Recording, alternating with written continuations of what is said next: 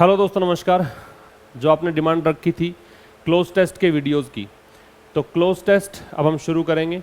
इससे पहले हम एसएससी सीजीएल 2023 प्रीलिम्स के जो क्वेश्चंस हैं उनमें कॉमन एरर्स डिस्कस कर चुके हैं। उसका पीडीएफ भी आपको मिल गया होगा। इसके अलावा पीक्यूआरएस हम एक ही वीडियो में डिस्कस कर चुके हैं, उसका भी पीडीएफ आपको मिल गया होगा। आज हम बात करेंगे क्लोज टेस्ट की। इससे पहला क्लोज टेस्ट आपके सामने है।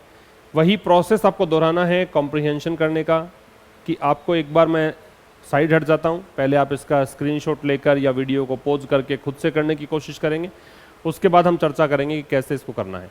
मैंने जैसे आपको पहले भी आपको आश्वस्त किया था कि जब आप पीक्यूआरएस का पूरा वीडियो देख चुके होंगे, अगर नहीं देखा है तो उसको देख लीजिए, क्योंकि बहुत प्रॉब्लम्स आपको जो आती हैं इंग्लिश को लेकर वो पीक्यूआरएस में, क्लोज टेस्ट में, इनमें ज़्यादा प्रॉब्लम्स आती हैं। इसीलिए मैंने ये वीडियोज़ बनाए हैं आपके लिए। अब आपको पीक्यूआरएस में तो दिक्कत आएगी नहीं, मैंने पहले ही कहा था, क्योंकि हम 70+ क्वेश्चंस वहाँ पर डिस्कस कर चुके थे। इस सेशन को पूरा देखने के बाद आपको क्लोज टेस्ट में भी कोई प्रॉब्लम नहीं रहने वाली है, ठीक है। बस आप तो एक ही काम करिएगा कि इसको पूरा देखना है, वीडियो को, एक भी चीज़ को स्किप नहीं करना है। और इसका पीडीएफ भी आपको अवेलेबल करवा दिया जाएगा। इस वीडियो को ज़रूर से आप शेयर करेंगे मैक्सिमम अपने दोस्तों के साथ में, और एक लाइक ज़रूर करके जाएंगे। ये आपको बस ध्यान रखना है। और पेन नोटबुक लेकर बैठिए, कुछ नया अगर आपको मिले तो उसको नोट करते चलिए। देखो, नंबर 1, मैं स्क्रीन से हट जाता हूँ, एक बार आप इसको खुद से करने की कोशिश करें। क्या कह रहा है? Human life is dash a unique blessing. Human life जो है, मानवीय जीवन जो है, इज वो है अ यूनिक ब्लेसिंग, एक प्रकार का वरदान है, ठीक है। एक यूनिक वरदान है। यूनिक मतलब सबसे अलग। विच इन टर्न डिपेंड्स ऑन, जो कि बदले में डिपेंड करता है किस पर? On the dash of the self, अपने इस चीज़ पर, ठीक। अब समझो, ह्यूमन लाइफ इज डैश, क्या नहीं आ सकता वो देखते हैं पहले। कंसीडर नहीं आ सकता, क्यों? क्योंकि इज के साथ में अगर तुम कंसीडर लगाते हो तो इज जो है उसके साथ या तो थर्ड फॉर्म लगती है या आईएनजी लगता है।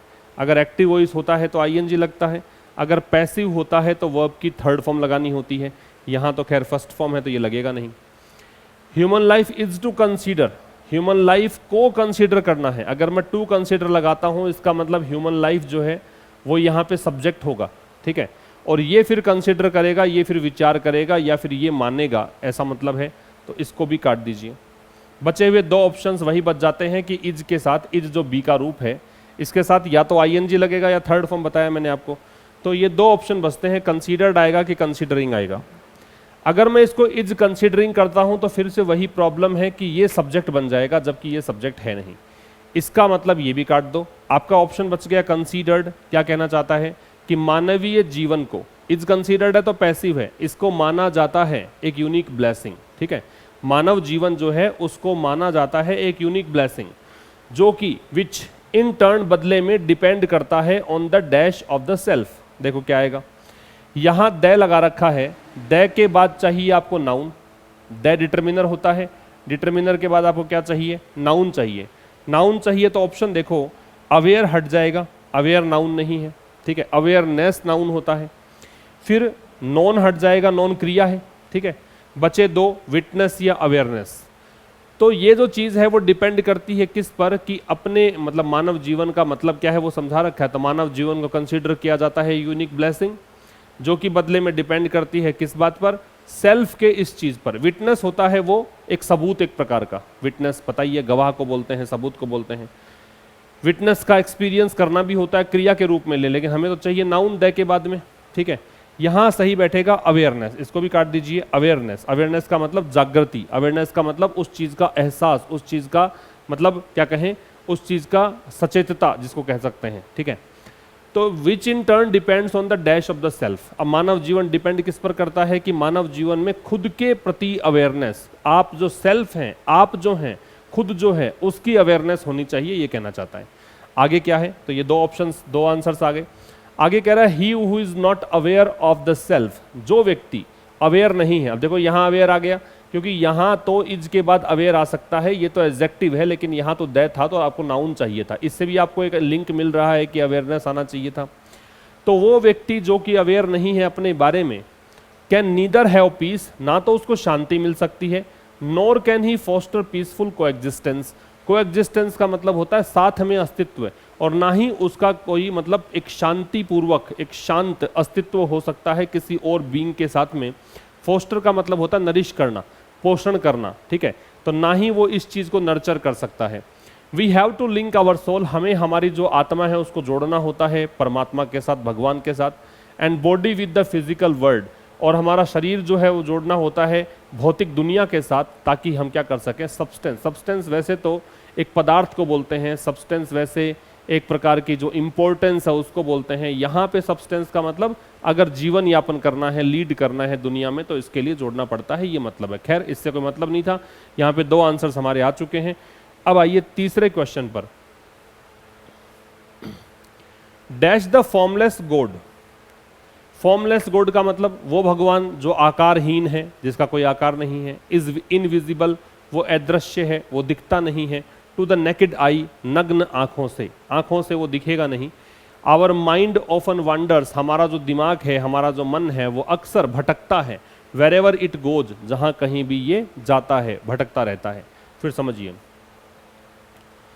कह रहे dash the formless God dash from since as per या फॉर। फ्रॉम मतलब से, प्रारंभिक बिंदु के पहले लगता है। सिंस का मतलब चूंकि, सिंस लगता है क्योंकि के अर्थ में।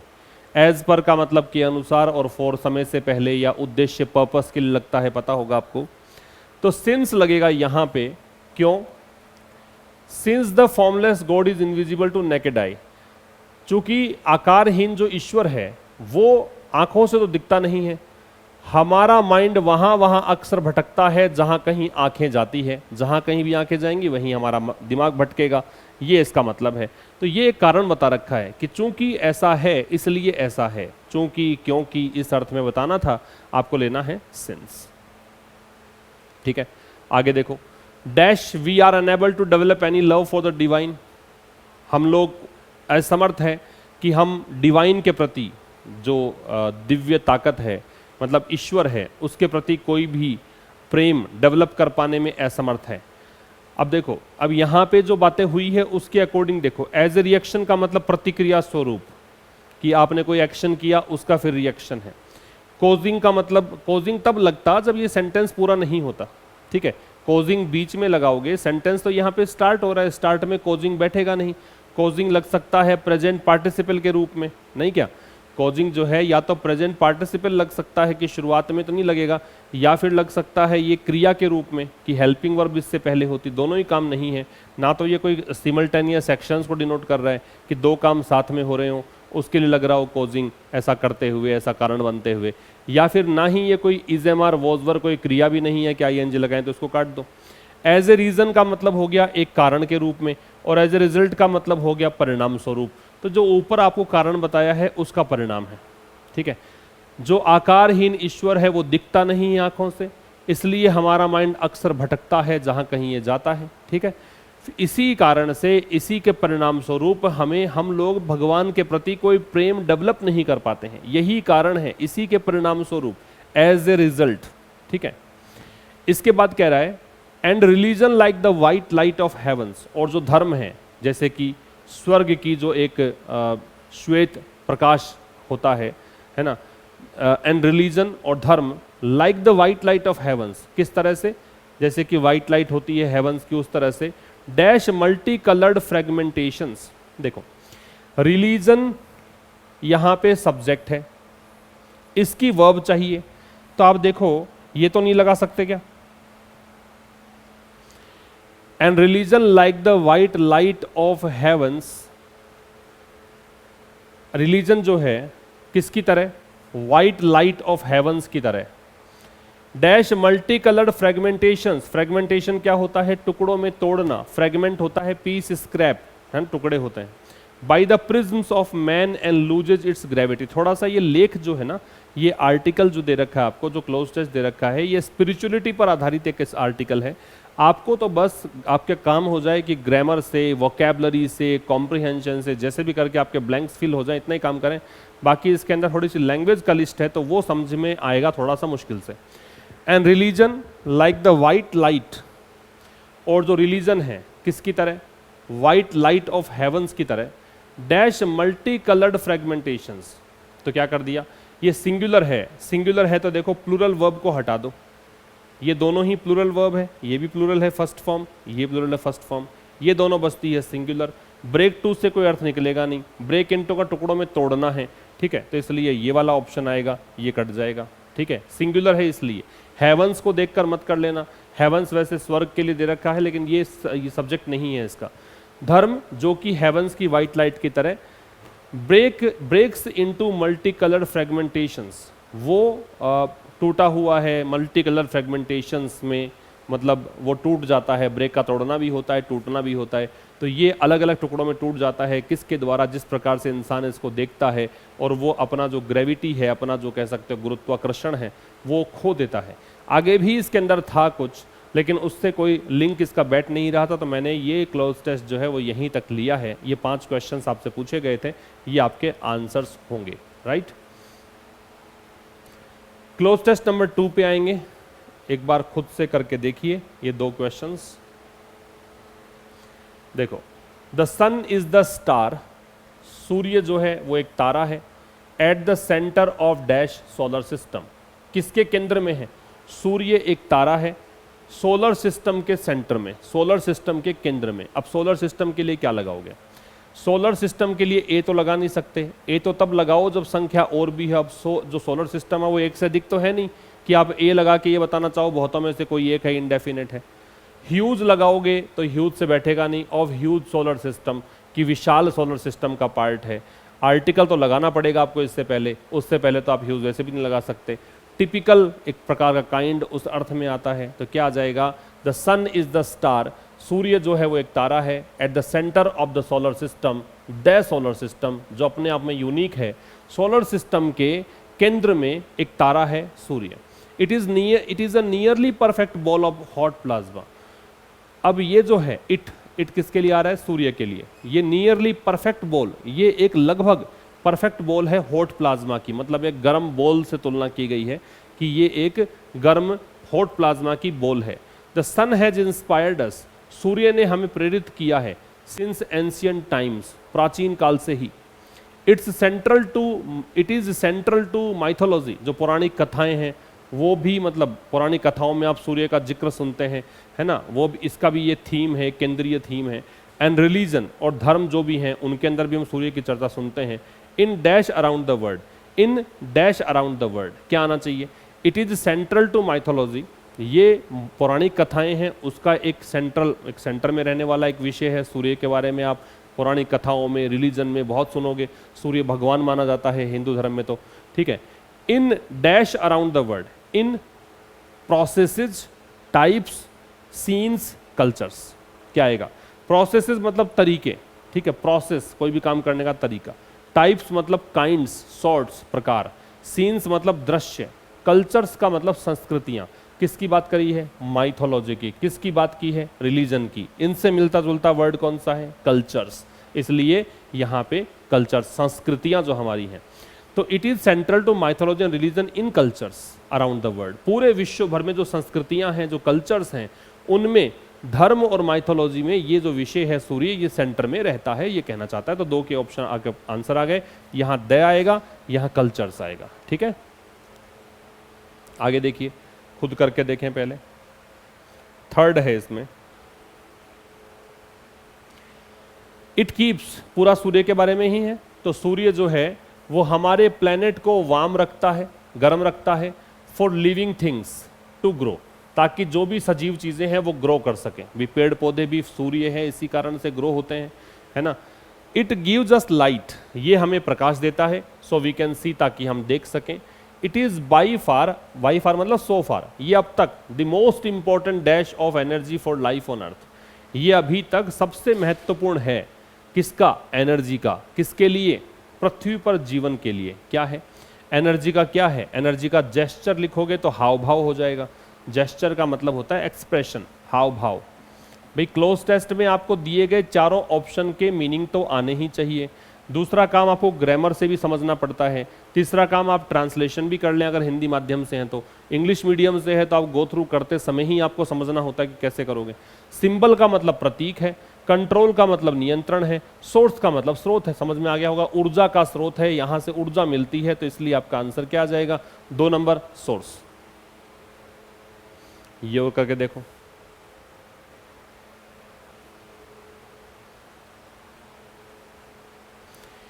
इट इज अबाउट 100 टाइम्स, ये लगभग 100 गुना है, किसके, एज वाइड, उतना मतलब वाइड है, वाइड वृहद है, बड़ा है ना, जितना कि पृथ्वी है। तो एज का कॉम्बिनेशन किससे बैठता है भाई, एज से ही बैठता है, तो एज एज, एज का देन से नहीं बैठेगा, एज का लाइक से नहीं बैठेगा, अबाउट तो खैर ऐसे ही दे दिया इसने, तो इसलिए आपका आंसर क्या आ जाएगा, एज, एज एज, है ना, पृथ्वी के साइज से ये 100 गुना है।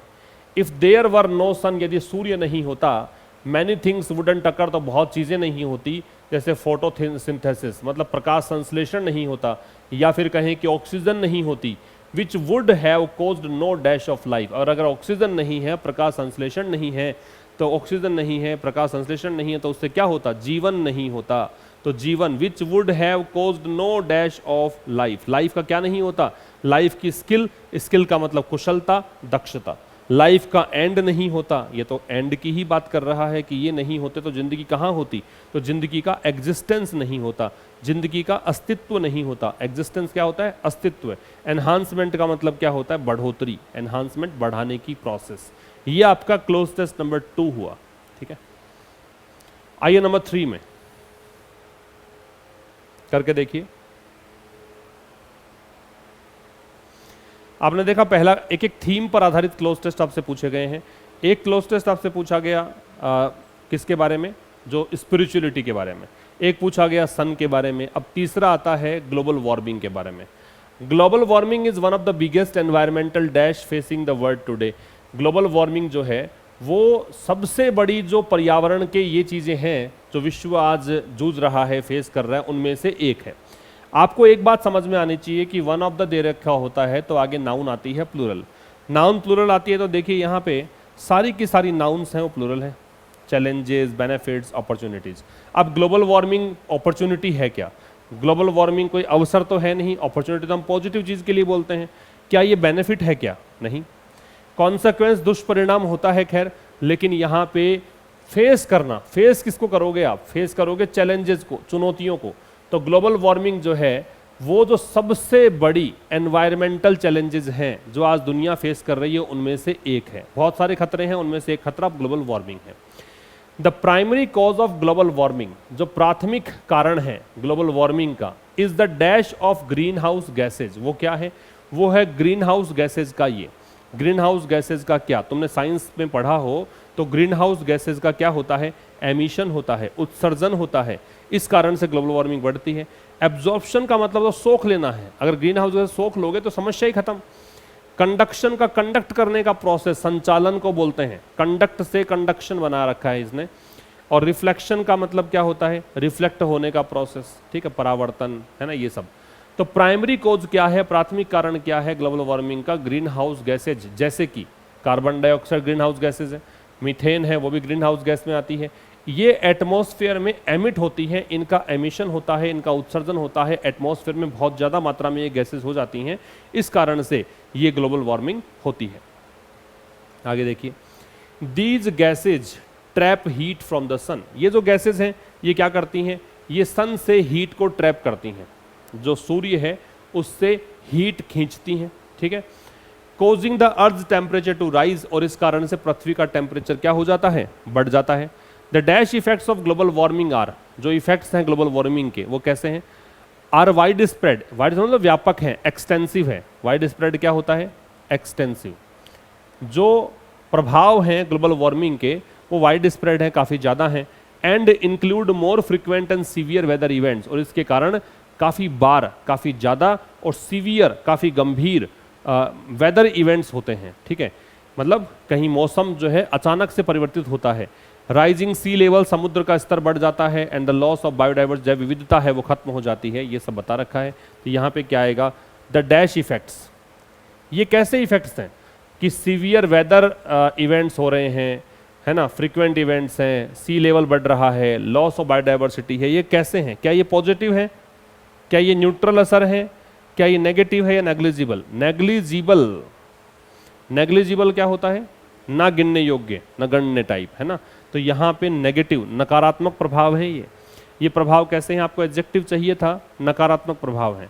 आगे कह रहा है many governments and organisations have implemented, बहुत सारी सरकारें हैं और बहुत सारे संगठन हैं जिन्होंने इम्प्लीमेंट किया है, किस चीज़ को इम्प्लीमेंट किया है? रेस्ट्रिक्शंस को, सब्सिडीज़ को, पॉलिसीज़ को, सैंक्शंस को, to reduce greenhouse gas emissions. बहुत सारी सरकारों ने और बहुत सारे संगठनों ने इन चीज़ों को लागू किया है ताकि ग्रीन हाउस उत्सर्जन को क्या कर सकें? कम कर सकें। क्या किया है? सैंक्शंस और रेस्ट्रिक्शंस दोनों सेम हैं। सैंक्शंस भी प्रतिबंध होते हैं, रेस्ट्रिक्शन भी प्रतिबंध होते हैं। तो प्रतिबंध लगाए हैं ये तो है नहीं, अब प्रतिबंध लगाए हैं तो किस पे लगाए वो बताओ फिर आप। यहाँ पे सब्सिडी से थोड़ी ना कम हो जाएंगी, सब्सिडी तो एक आर्थिक सहायता होती है सरकार की तरफ से। तो आपका आंसर क्या आ जाएगा? पॉलिसीज। ये सरकारों की पॉलिसीज है, ऑर्गेनाइजेशंस की पॉलिसीज हैं, जिससे कि ग्रीन हाउस गैसेज का इंपैक्ट क्या कर सकें? कम कर सकें। ये आ गया 3 और 4 का आंसर। अब 5वें का आंसर देखिए क्या कह रहा है? हाउएवर, हालांकि individuals can also play a role. हालांकि ये तो ठीक है, सरकारों की बात हो गई, ऑर्गेनाइजेशंस की बात हो गई। इंडिविजुअल्स हैं, मतलब आप और हम जैसे लोग हैं, वो भी एक महत्वपूर्ण भूमिका निभा सकते हैं। किस चीज़ में? बढ़ाने में। क्या हमें ग्रीन हाउस जो इफेक्ट है क्या उसको बढ़ाना है? क्या ग्लोबल वार्मिंग को बढ़ाना है क्या?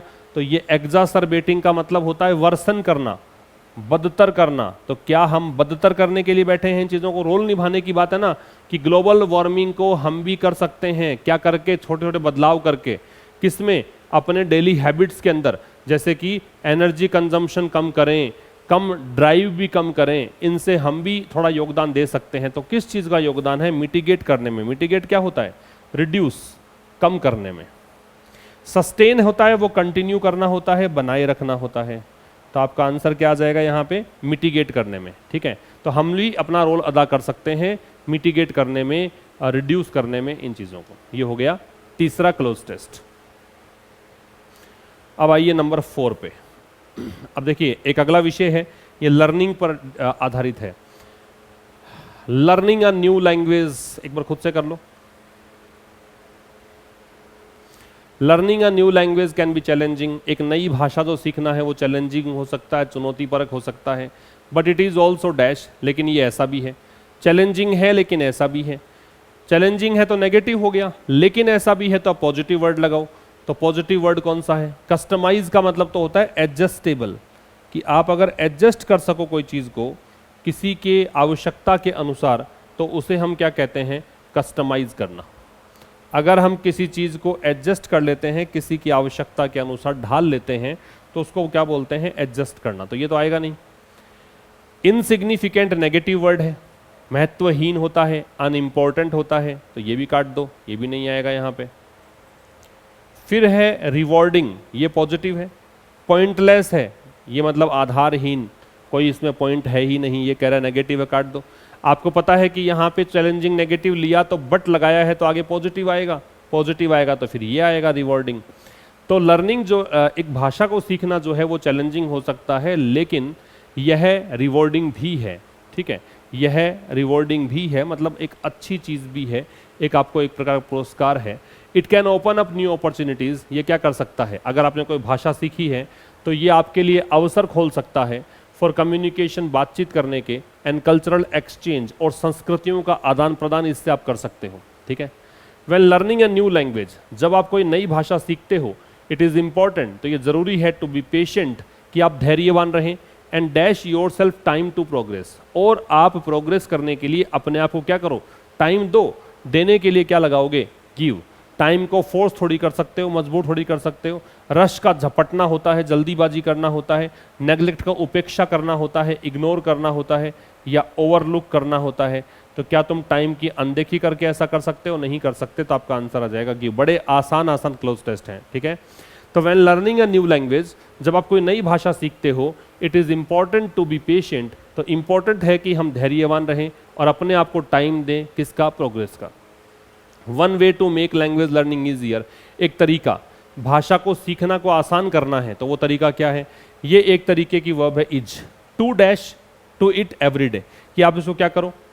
यदि आपको भाषा सीखनी है तो प्रतिदिन आप क्या करो?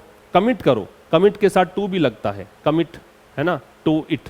कि आप प्रतिबद्धता दिखाओ, वादा करो अपने आप से कि प्रतिदिन ऐसा करना है। Even if it is just for a few minute, चाहे ये कुछ मिनटों की बात ही क्यों ना हो, लेकिन रेगुलर काम करोगे तो ये निखार आएगा। डेली कुछ करोगे तब निखार आएगा। प्रोक्रेस्टिनेट जो होता है साहब, वो टालना होता है। ये एक प्रकार से पुट ऑफ होता है, टालना, स्थगित करना, ये होता है प्रोक्रेस्टिनेट। फॉरगेट है वो भूलना होता है।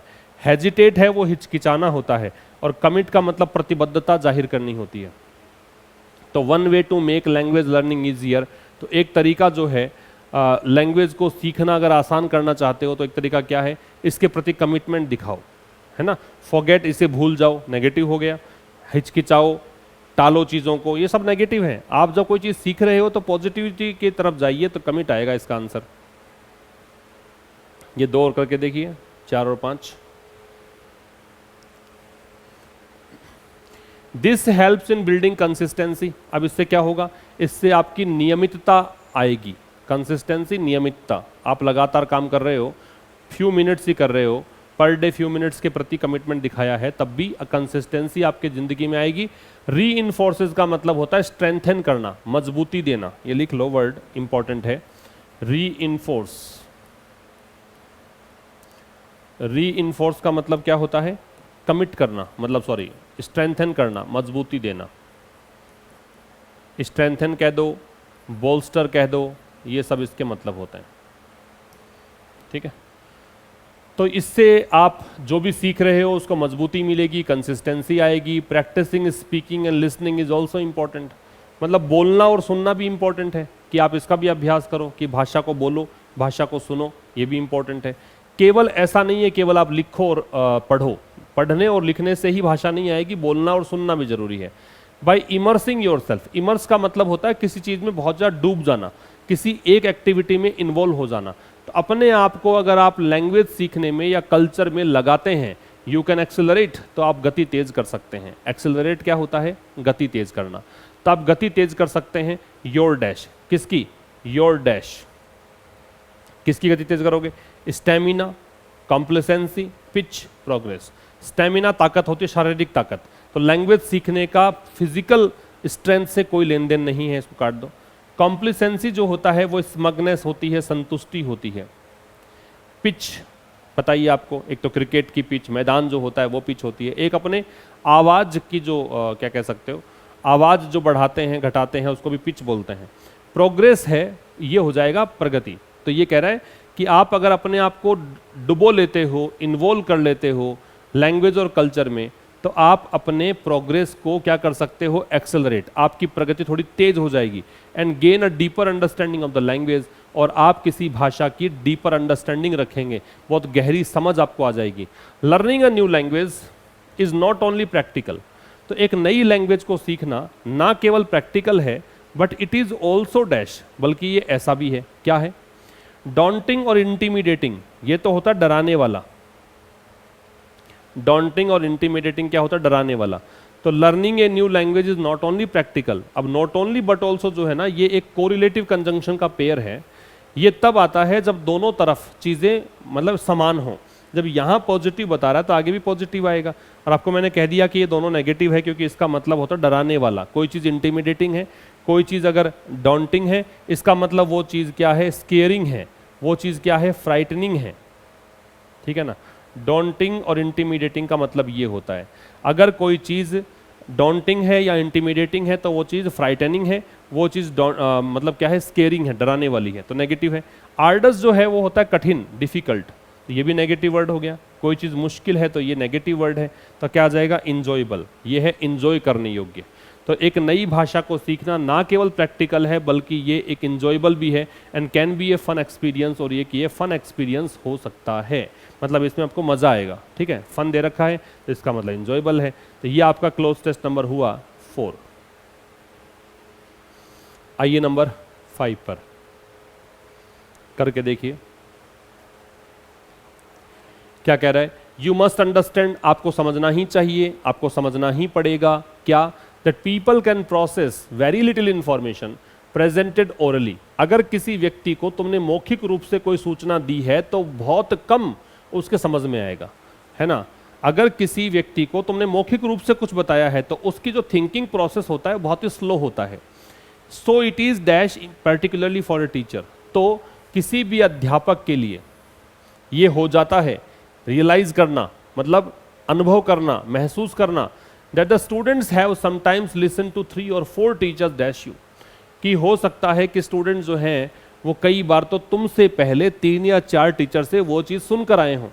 ठीक है, क्योंकि ऐसे तो एक बार बताने से, केवल मौखिक रूप समझाने से जो चीज़ें समझ में कम आती हैं। तो यहाँ पे क्या आएगा, it is urgent to realise, क्या ये अत्यावश्यक है रियलाइज करना। ये इमैटीरियल है, इमैटीरियल का मतलब होता है अनइम्पॉर्टेंट, नॉट इम्पॉर्टेंट, क्या ये अनइम्पॉर्टेंट है। अननेसेसरी, अनावश्यक, नॉट नेसेसरी, क्या ये अनावश्यक है। ये तो नेगेटिव वर्ड हो गए, ये कुछ बता रहा है एक प्रोसेस पॉजिटिविटी की तरफ, तो इन दो में से आएगा फिर। ठीक है, जब हमें ये पता है कि कोई व्यक्ति को अगर आप ओरल तरीके से ही कुछ बताओगे तो फिर वो चीज़ें समझ में थोड़ी कम आती हैं। ठीक है, इसलिए आपको ये पक्का, मतलब यहाँ पे टीचर के लिए विशेष रूप से ये चीज़ क्या हो जाती है, इंपॉर्टेंट हो जाती है, महत्वपूर्ण हो जाती है। अर्जेंट तो खैर अत्यावश्यक, अभी का भी करना है वो है।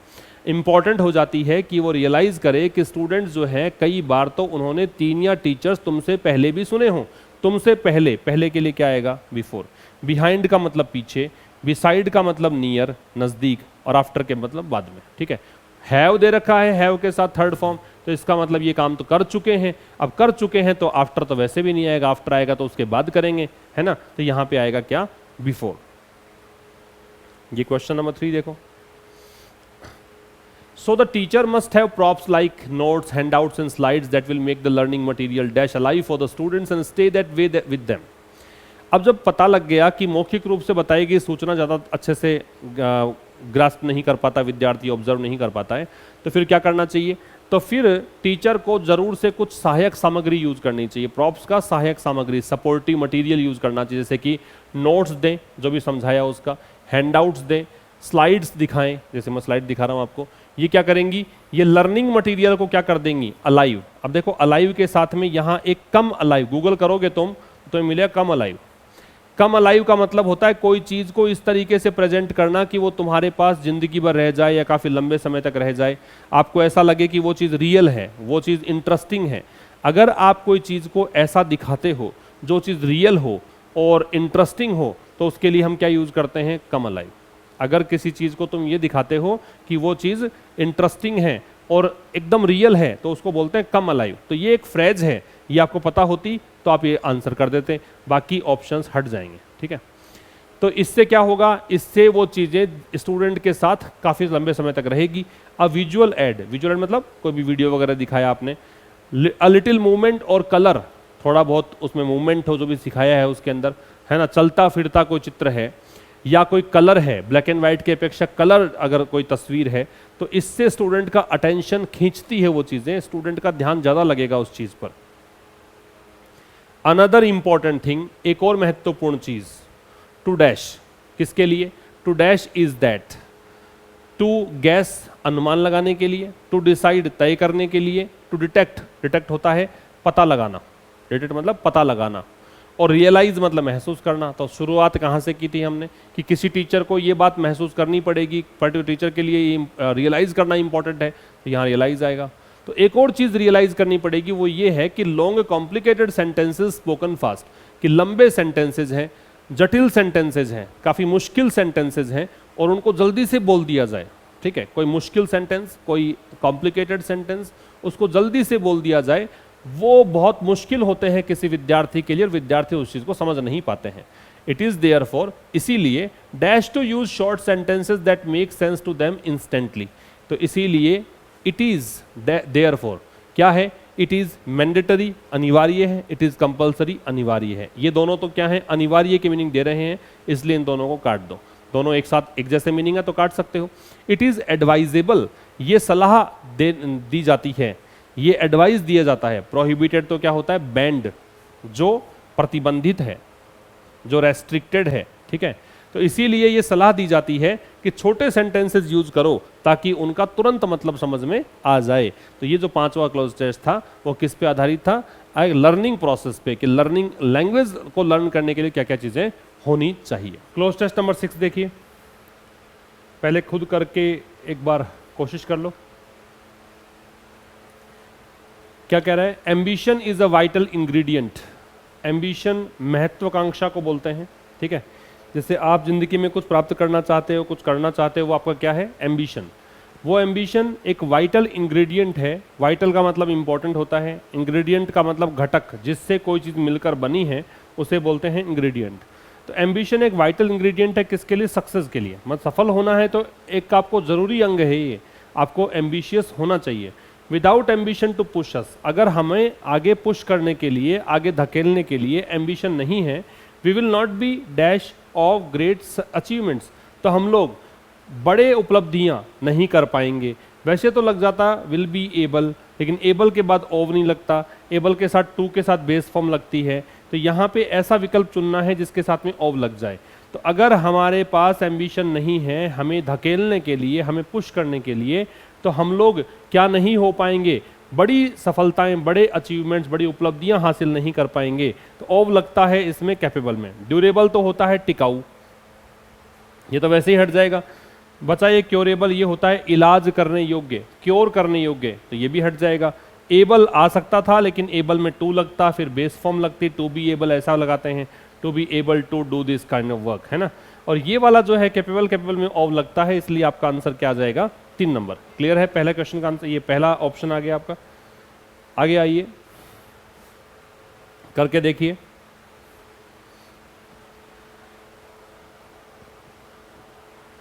क्या कह रहा है? वी ऑल नीड, हमें आवश्यकता है किस चीज की? स्पेशल समथिंग डैश आवरसेल्व्स, हमारे भीतर जो नया है कुछ, तो special something dash ourselves to give us the willpower, कि वो हमें विल पावर दे, to reach a higher goal, कि हम बड़े लक्ष्य, हायर लक्ष्य को प्राप्त करें। किसकी तुलना में? जो भी हम इमेजिन कर रखा है कि हम इस लक्ष्य को ही प्राप्त कर सकते हैं। जैसे आपने सोचा होगा कि मैं एसएससी सीजीएल क्रैक करके और ये ऑफिसर बनना चाहता हूँ, लेकिन आप अगर आईएएस क्रैक कर जाएं तो वो आपकी इमेजिनेशन के बियॉन्ड जा रहा है, उससे परे, उससे ज़्यादा बड़ा लक्ष्य आपका है। तो वी ऑल नीड, हमें आवश्यकता है that special something dash ourselves, कि हमारे भीतर कुछ विशेष जो है।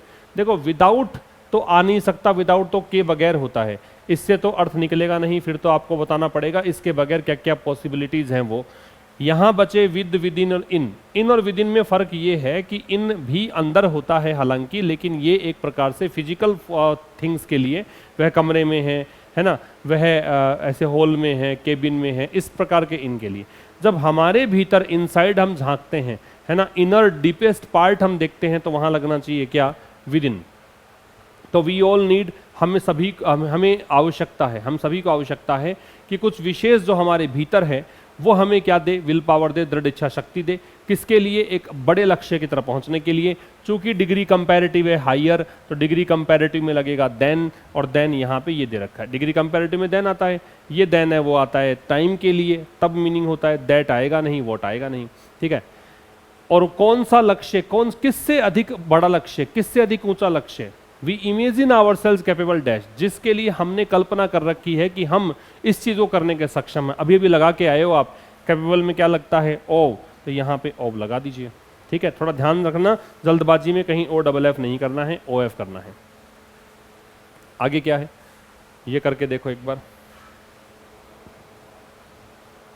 क्या कह रहा है? Yet ambition dash money and fire, फिर भी एम्बिशन महत्वाकांक्षा, जैसे कि धन, फायर मतलब इसको पावर मानो, तुम्हारे अंदर एक आग है कुछ करने की, कुछ शक्ति चाहते हो, धन चाहिए, आपका नाम चाहिए और पावर चाहिए, ये जो एम्बिशन है। तो एम्बिशन के बताए हैं उदाहरण, उदाहरण के लिए सच लगाते हो तो साथ में एज लगता है, सच एज, ठीक है। वरना अगर नाउन दे रखा है आगे, ये नाउन है, ये भी नाउन है, तो आपको एडजेक्टिव चाहिए, लाइक लगाओ, लाइक। सिमिलरली आएगा नहीं, एडवर्ब है ना, एडजेक्टिव चाहिए, ये भी एडवर्ब होता है, कंजंक्शन भी होता है एज। तो यहाँ पे आ जाएगा एम्बिशन, जैसे कि money and fire is a good servant, ये एक अच्छा सर्वेंट तो है लेकिन बैड मास्टर, मालिक बन बैठे दिमाग पे हावी हो जाए तो अच्छा नहीं है। ये था cloze test number 6। Cloze test number 7 करके देखिए क्या कहना चाह रहा है। The dash of birds is one of the most fascinating aspects of the natural world, जो बर्ड्स की ये चीज है वो सबसे ज्यादा रोचक जो पहलू है नेचुरल वर्ल्ड के, प्राकृतिक दुनिया जो है उसके जो सबसे फैसिनेटिंग, सबसे मनमोहक, सबसे रोचक, सबसे आकर्षक जो एस्पेक्ट्स हैं उनमें से एक है, ठीक है। वेरिएबिलिटी जो होता है वो परिवर्तनशीलता होती है, चेंजेबिलिटी को बोलते हैं, ठीक है। चेंजेबिलिटी, वेरिएबिलिटी मतलब जो लगातार चेंज होता रहे, परिवर्तनशीलता। डाइवर्सिटी का मतलब होता है विविधता, क्या होता है, विविधता मतलब अलग अलग चीजें। ये जो होता है वो मिक्सचर होता है, बहुत सारी चीजों का मिक्सचर है, उसको बोलते हैं। और मल्टीट्यूड का मतलब होता है ए नंबर ऑफ, बहुत बड़ी संख्या में, a lot of, a number of, a स्लू of, ये मतलब होता है इसका।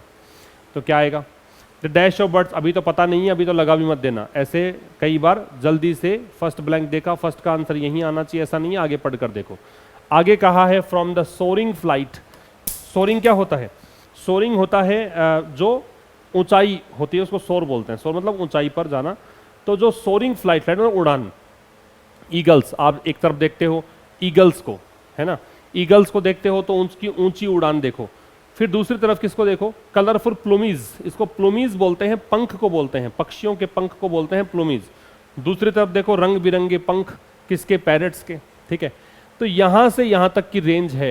एक तरफ देखोगे ईगल को जिसकी ऊंची उड़ान फेमस है, दूसरी तरफ देखोगे कलरफुल पंख पैरेट्स के, तोते के।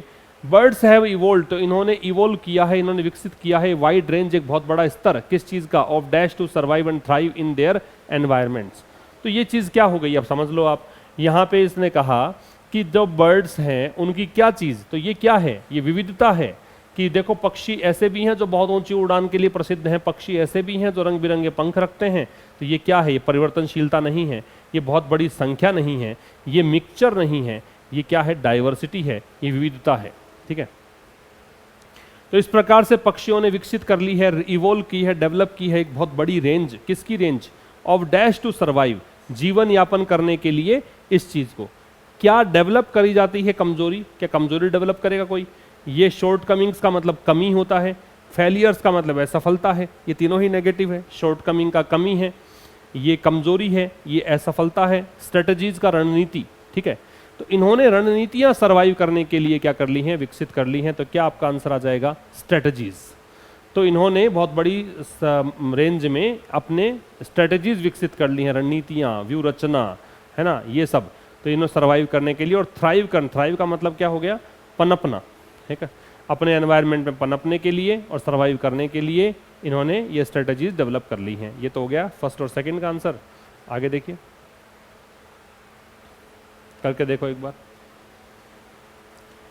पूरा पढ़ना पड़ेगा। देखो, one of the most remarkable adaptations, adaptation का मतलब अनुकूलन होता है, जो सबसे ज्यादा शानदार, रिमार्केबल टिप्पणी करने लायक, शानदार, जो सबसे शानदार अनुकूलन हो सकता है उनमें से एक क्या है, मतलब पक्षियों का अनुकूलन, जो सबसे अद्भुत अनुकूलन हम कह सकते हैं उनमें से एक है, वन की वर्ब इज है। The ability of some birds, की कुछ पक्षियों में योग्यता होती है, क्षमता होती है कि वो क्या कर सकते हैं, वो माइग्रेट कर सकते हैं, मतलब पलायन कर सकते हैं, जा सकते हैं, ओवर वास्ट डिस्टेंसेज, मतलब बहुत बड़ी बड़ी दूरियां तय कर लेते हैं, ठीक है। ऑफन क्रॉसिंग ओशंस, कई बार तो वो महासागर पार कर जाते हैं, कॉन्टिनेंट्स, महाद्वीप पार कर जाते हैं।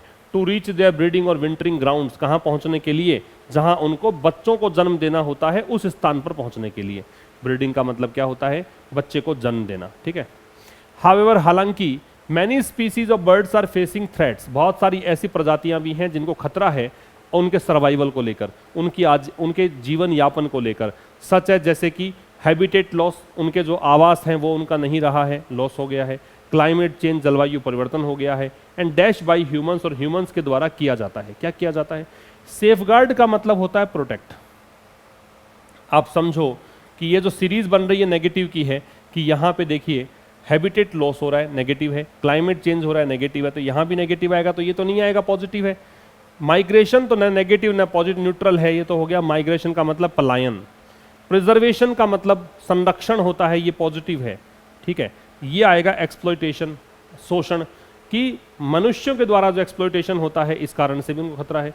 इन रेस्पॉन्स, इसके प्रति उत्तर में, conservation efforts have been put in place to protect these birds and their habitats, उनके आवास और इन पक्षियों को बचाने के लिए कंजर्वेशन एफर्ट, संरक्षण के प्रयास किए जा रहे हैं, ठीक है, इनका शुरुआत की गई है। नंबर 4 देखो, थोड़ा सा बड़ा है ये लेकिन है आसान, करके देखो।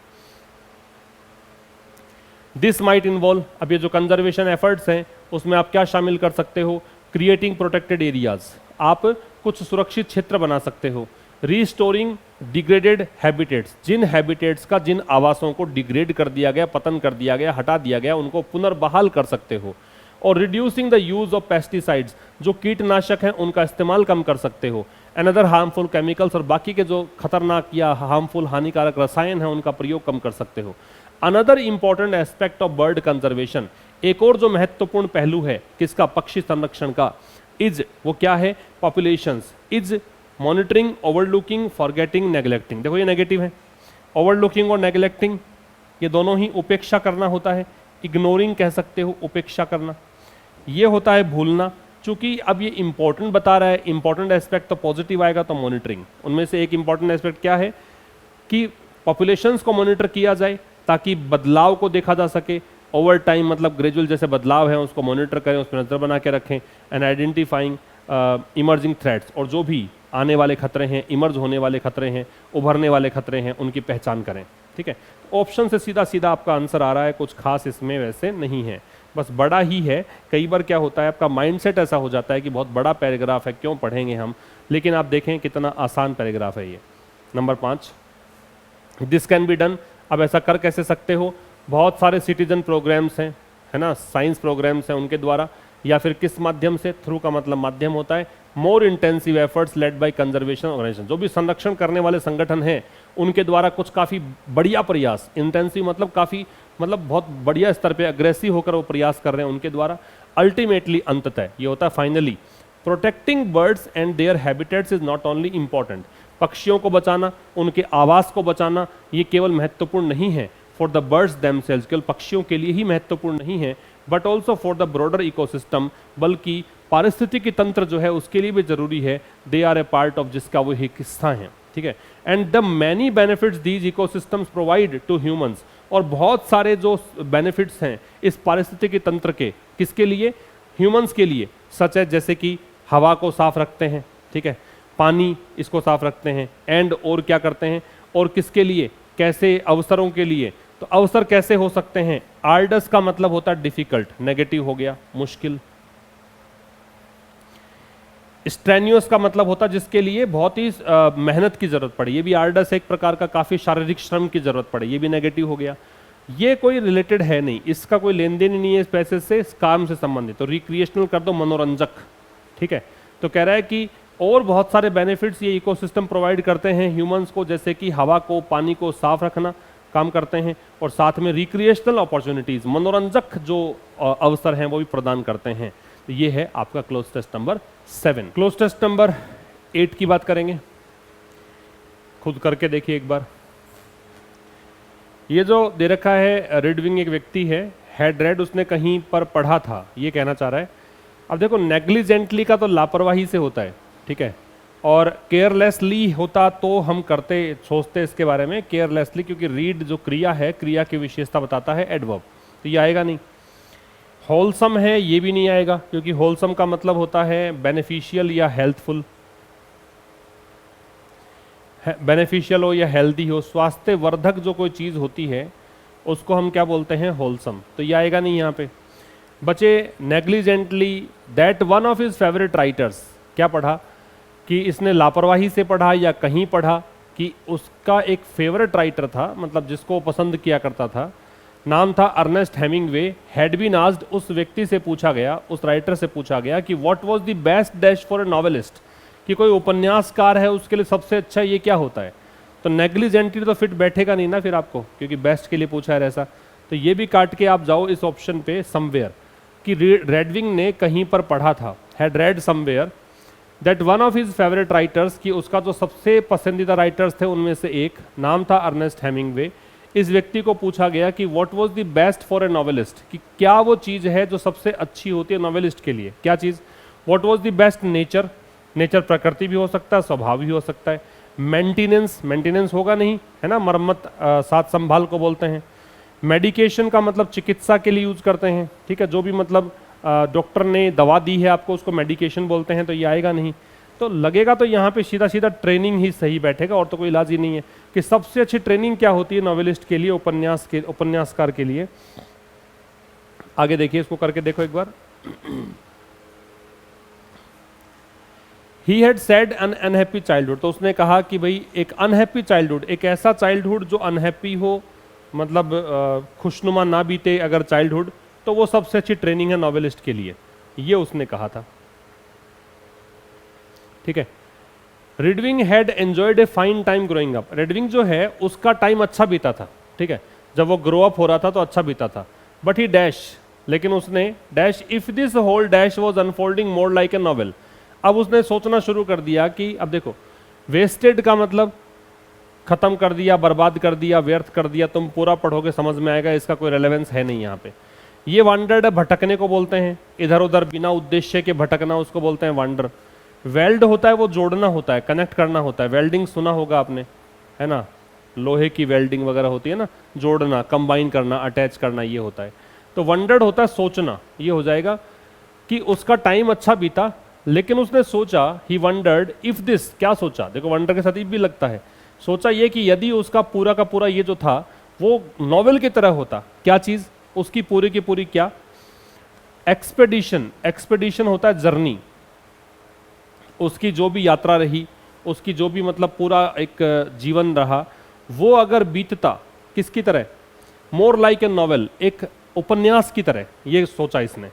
एक्सपिएशन एक शब्द है, एक्सपिएशन एक शब्द है, एग्जास्परेशन एक वर्ड है, एक्सपेक्टेशन, एक्सपेक्टेशन तो पता ही है आपको, एक्सपेक्टेशन क्या होता है, एक्सपेक्ट करने का प्रोसेस, है ना, आप किसी से एक्सपेक्ट करते हो, किसी से आप आशा लगा लेते हो, उसको बोलते हैं क्या, एक्सपेक्टेशन। एग्जास्परेशन लिख लो, इरिटेशन या अनोयंस। इरिटेशन या अनोयंस, ये जो होता है एक्सपिएशन, ये प्रायश्चित को बोलते हैं। अटोनमेंट एक वर्ड होता है इंग्लिश में, यहां लिख देता हूं, एक वर्ड होता है अटोनमेंट, प्रायश्चित, उसको बोलते हैं एक्सपिएशन। तो और तो कुछ फिट बैठेगा नहीं। तो उसने सोचा कि यदि उसका जितनी भी जीवन रहा है, जर्नी रही है, यदि वो एक उपन्यास की तरह होती तो वुड बी डैश, तो वुड बी, देखो ये जर्नी रही, वुड बी कैसी होती, would be bloomed, would be blessed, would be based, would be blamed. Blame तो दोष देना होता है, ब्लूम का खिलना होता है, फूल खिलते हैं, फ्लावर खिलते हैं, उसको ब्लूम ब्लॉसम बोलते हैं, और ब्लेस का आशीर्वाद देना होता है। यहाँ ऑन लग रहा है तो बेस्ड ऑन लगेगा, तो वो आधारित होता एक व्यक्ति पर, एक करेक्टर पर, और वो व्यक्ति कौन होता, वो खुद होता। ये इसकी सोच है, अंडरस्टैंड, मतलब आपको थोड़ा सा क्लोज टेस्ट करने के लिए you will have to think as the writer thinks, जैसा राइटर सोच रहा है वैसा आपको सोचना पड़ेगा, तभी आप इसको कर पाओगे। फिर समझ लो कि ये एक ऐसे व्यक्ति की कहानी है जो एक मतलब नॉवेलिस्ट है, ठीक है, मतलब एक मतलब सोच रहा है, नॉवेलिस्ट जो उसके फेवरेट राइटर्स थे उसके बारे में सोच रहा है कि उसने कहा था बेस्ट ट्रेनिंग का काल क्या होता है, मतलब ट्रेनिंग क्या होगी, तो उसने कहा कि अनहैप्पी अगर बचपन बीता हो, चाइल्डहुड बीता हो, तो सबसे अच्छी ट्रेनिंग होगी। फिर उसने सोचना शुरू किया कि यदि उसने सोचा कि यदि उसका पूरा जो जीवन है, जीवन मतलब यहाँ पे एक्सपेडिशन है, और तो जीवन के लिए वर्ड नहीं दे रखा, तो जर्नी है वो अगर किसी नॉवेल की तरह होती तो वो कैसी होती, तो वो बेस्ड होती, किस पर बेस्ड होती, एक व्यक्ति, एक करेक्टर, एक व्यक्ति पर, मतलब एक गाय पर। जो व्यक्ति कौन होता, वो गाय खुद इंचार्ज होता, वो कौन होता, वो खुद होता। ठीक है, आगे कुछ भी दे रखा उससे मतलब नहीं है, ये आपके आंसर्स आ गए क्लोज टेस्ट नंबर 8 के। अब बात करेंगे क्लोज टेस्ट नंबर 9, करके देखिए। देखो साहब, 9th क्या कह रहा है, 9th में all state universities and colleges in Uttar Pradesh, सारे के सारे जो स्टेट यूनिवर्सिटीज हैं और कॉलेजेस हैं उत्तर प्रदेश में। अब उत्तर प्रदेश क्या है, Uttar Pradesh one of the dash in India. One of the लगाते हो तो डिग्री लगाने की जरूरत पड़े तो डिग्री सुपरलेटिव लगाया करो।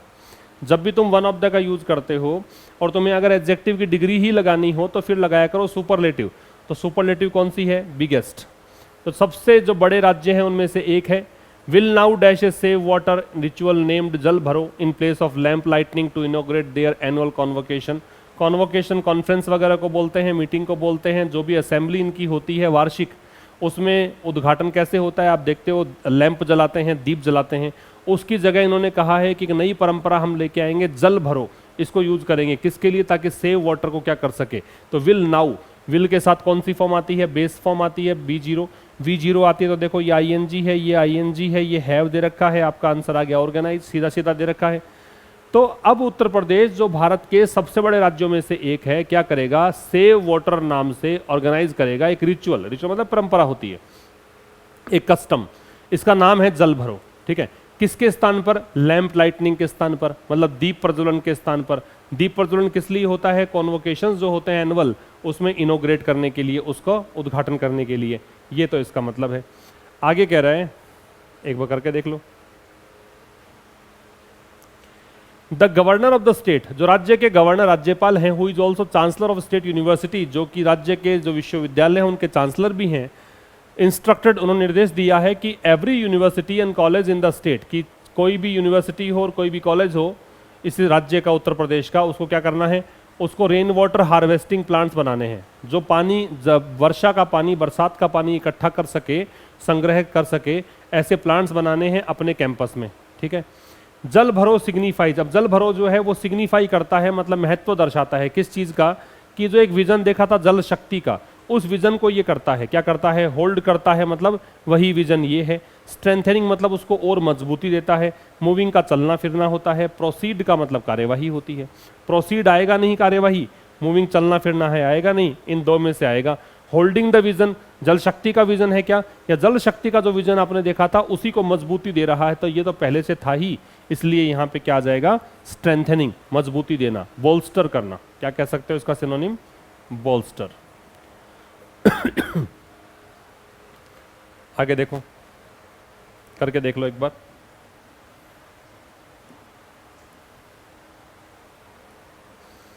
करके देख लीजिए। दिस सेरेमनी सिंबलाइजेज, ये जो सेरेमनी है वो सिंबलाइज करती है या प्रतीक है किस चीज का? The dash importance of water conservation, किसका? जो इंपॉर्टेंस है वाटर कंजर्वेशन की उसका। और कैसी इंपॉर्टेंस है ये? मतलब पानी के संरक्षण की महत्व कैसा है? बहुत ज़्यादा है, इमेंस। इमेंस मतलब बहुत ज़्यादा। टोटल और शेयर दोनों सेम है, कंप्लीट भी सेम ही है। टोटल, कंप्लीट, शेयर, ये सब तीनों आपस में सिनोनिम्स हैं, तो इमेंस आएगा। ये बताता है कि बहुत ज़्यादा इंपॉर्टेंस है पानी के कंजर्वेशन की, वाटर कंजर्वेशन की। वेयर एज, जबकि जो लैंप लाइटनिंग सेरेमनी होती है उसने डार्कनेस को हटाने का काम किया था एजुकेशन के माध्यम से, और लाइट ऑफ लर्निंग, मतलब जो शिक्षा का प्रकाश है उसको फैलाया था, है ना। मतलब उद्घाटन जब करते हैं कार्यक्रम का तो आमतौर पर दीप प्रज्वलन होता है। दीप प्रज्वलन का महत्व समझाया लेखक ने कि वो अंधेरे को दूर करता है, शिक्षा का प्रकाश फैलाता है। जबकि जल भरो से क्या होगा वो बताया है। It is really a dash initiative, ये एक ऐसा इनिशिएटिव है। कैसा है? देखो, लोअर होता है निम्नतम, ये आएगा नहीं। लेबल्ड, जिस पर ठप्पा लग गया वो। लाउडर, जिसकी आवाज़ तेज हो वो। लॉडेबल का मतलब होता है प्रेज वर्दी, प्रशंसा के योग्य, तो ये प्रशंसा के योग्य है। एडमिरेबल है, तो ये कैसा प्रयास है, ये कैसा इनिशिएटिव है, कैसी पहल है? ये प्रशंसनीय पहल है। तो ये आपका क्लोज टेस्ट नंबर 9 हुआ। हाँ जी, क्लोज टेस्ट नंबर 10 पहले आप खुद करके देखिए।